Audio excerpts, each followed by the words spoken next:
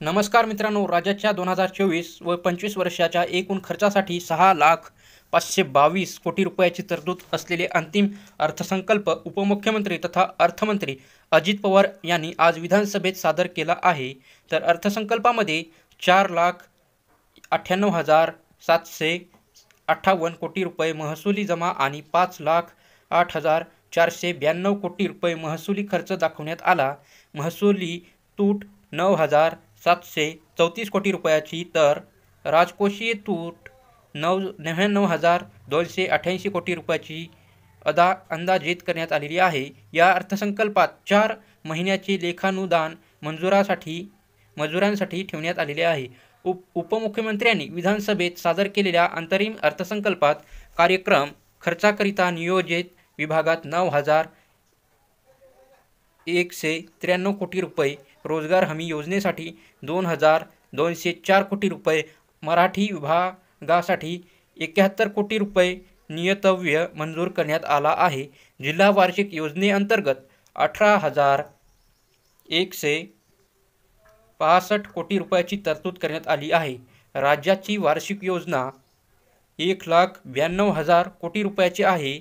अनुसूचित जाती उपयोजनेसाठी 15,893 कोटी रुपये, आदिवासी विकास उपयोजनेसाठी 15,360 कोटी रुपये प्रस्तावित करण्यात आलेले आहे. तर दरम्यान आज अजित पवार अंतरिम अर्थसंकल्प 2024 मांडताना शेतकऱ्यासाठी काय महत्त्वाच्या घोषणा केल्या ते जाणून घेऊ मित्रांनो. तर अटल बांबू लागवड योजनेने अंतर्गत शेतकऱ्याचा 10,000 हेक्टर क्षेत्रावर बांबूची लागवड करण्यात येणार आहे. तर जलयुक्त शिवार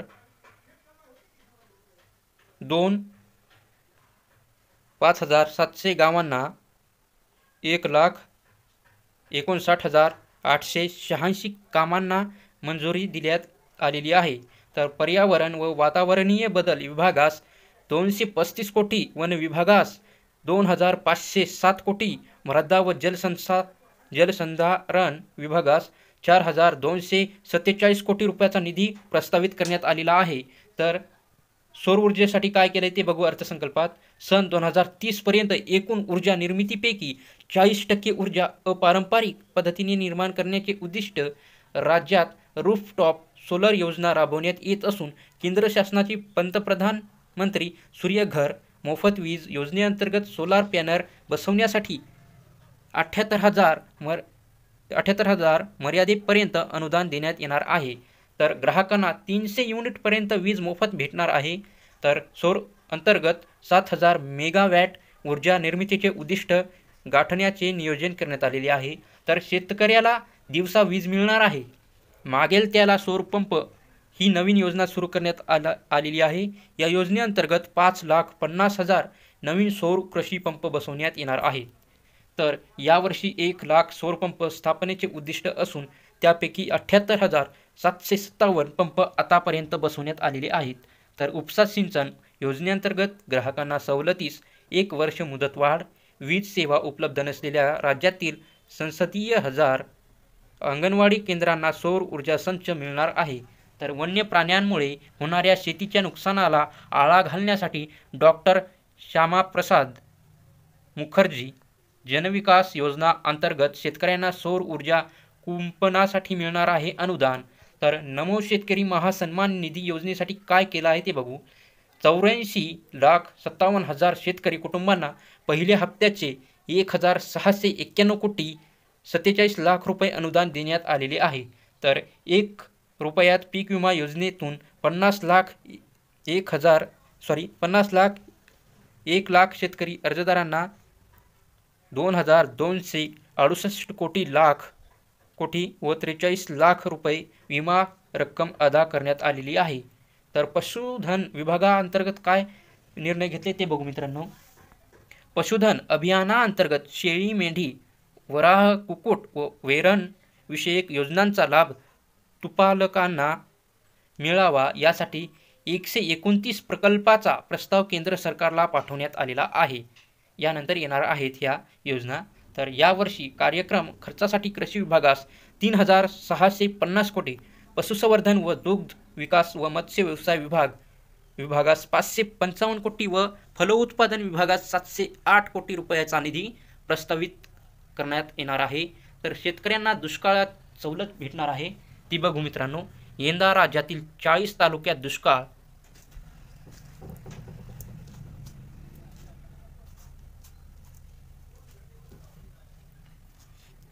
यंदा राज्यातील 40 तालुक्यात दुष्काळ। 1245 महसुली मंडळामध्ये दुष्काळ सदृश परिस्थिती जाहीर करून विविध सवलती लागू करण्यात आलेल्या आहेत। नैसर्गिक आपत्तीमुळे शेती पिकांचे नुकसान झालेल्या शेतकऱ्यांना 3825 कोटी रुपयाचा रक्कम प्रदान करण्यात आलेली आहे। तर विविध नैसर्गिक आपत्तीमुळे झालेल्या शेती पिकांच्या नुकसानीकरिता जुलै 2000 पासून 12,769 कोटी रुपयाची मदत देण्यात आलेली आहे। सन 2024 व 25 वर्षासाठी कार्यक्रम करता मुदत पुनर्वसन विभागास 668 कोटी रुपयाचा प्रस्तावित आहे। तर सिंचन विभागासाठी काय आहे ते बघू मित्रांनो। राज्यात 259 सिंचन प्रकल्प सध्या प्रगतीपथावर आहेत।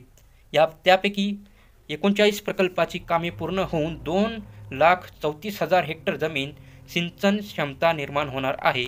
तर बळीराजा संजीवनातील जलद संजीवनी योजनेतील 31 प्रकल्पापैकी 46 प्रकल्प पूर्ण झालेली असून मार्च 2025 पर्यंत आणखीन 16 प्रकल्प पूर्ण होणार आहे।